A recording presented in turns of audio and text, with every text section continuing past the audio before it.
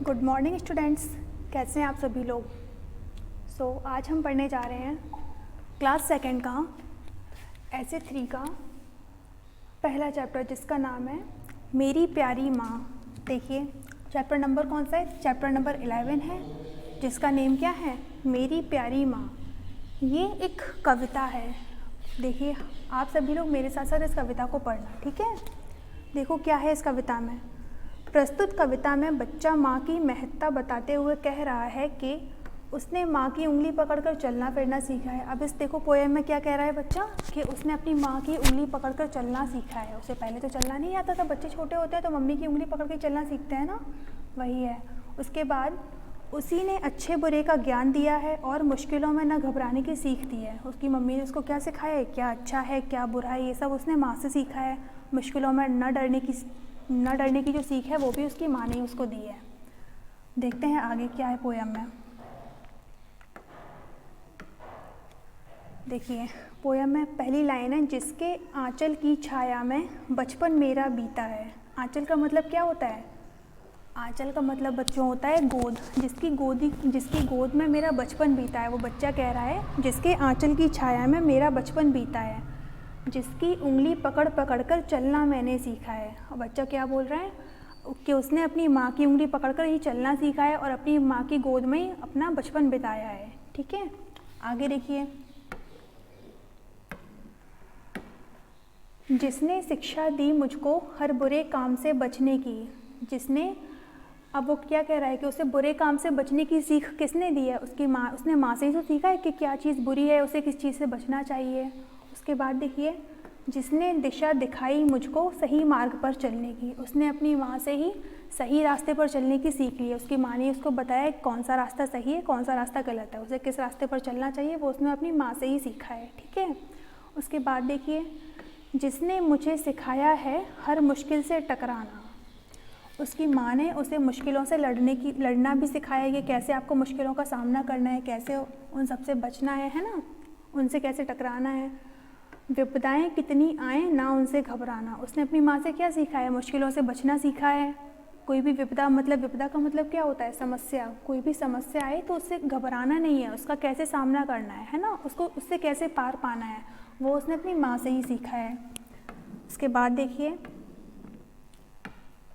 सारी खुशियाँ दी मुझको सारे जहाँ से लाकर, धन्य हुआ मेरा जीवन ऐसी माँ को पाकर। अब बच्चा क्या बोल रहा है कि उसकी माँ ने उसको सारी खुशियाँ दी हैं दुनिया भर की। यहाँ पे जहाँ से मतलब क्या है, यहाँ पे जहाँ से क्या मतलब है, दुनिया।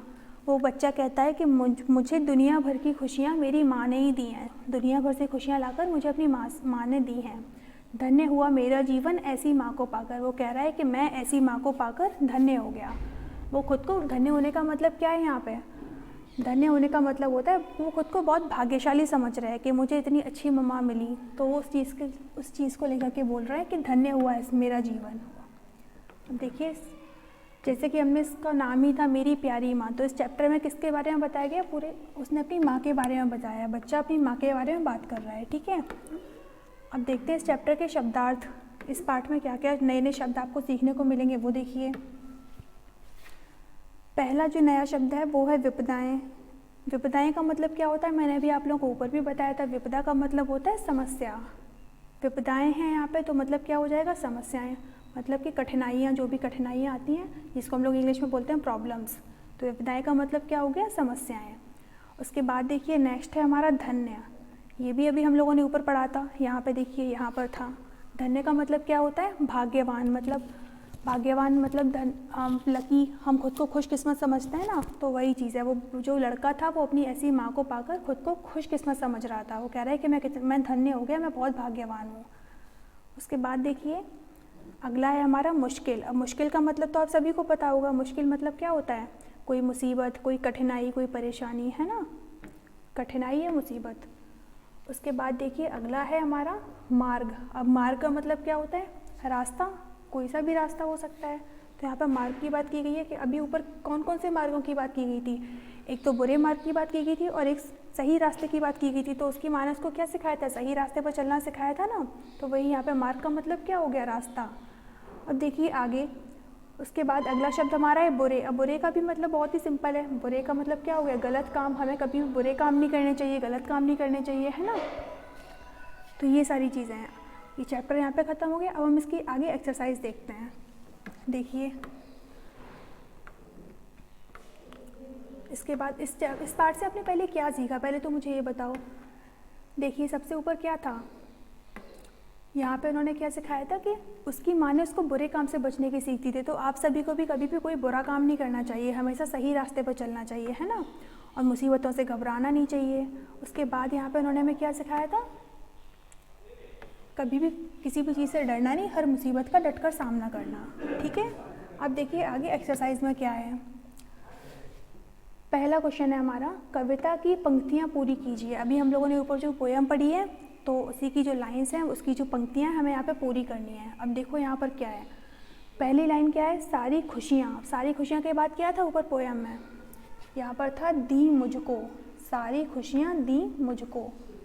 बच्चा अपनी माँ के बारे में बोल रहा है कि उसकी माँ ने उसको सारी खुशियाँ दी हैं, है ना। आगे देखिए, अब उसके बाद क्या है?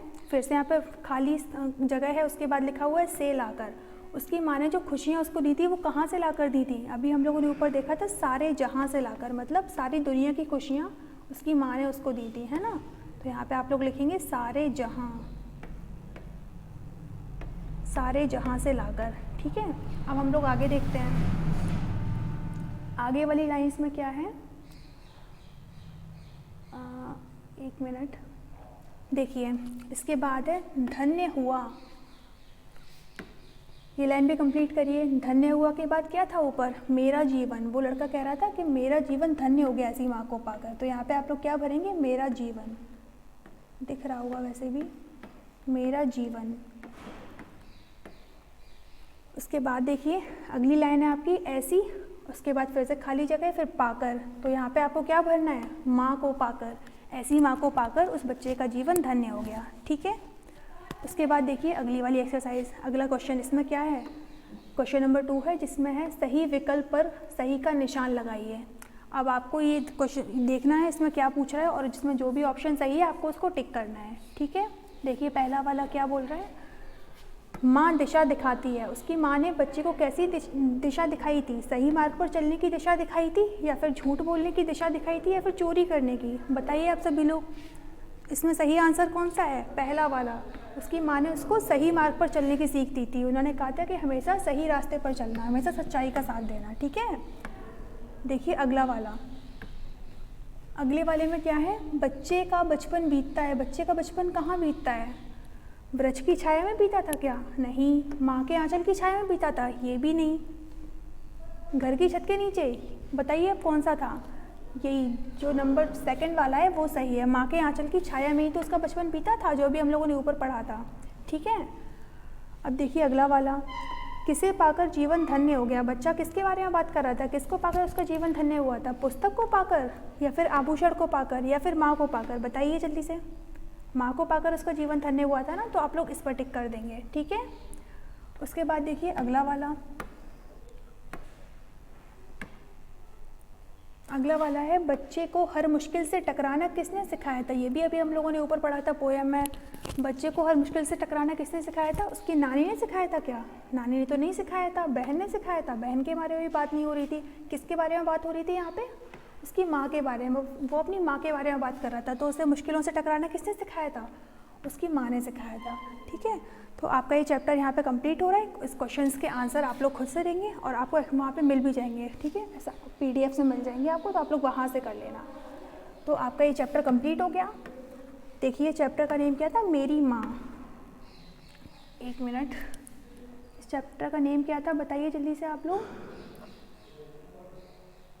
इस चैप्टर का नेम था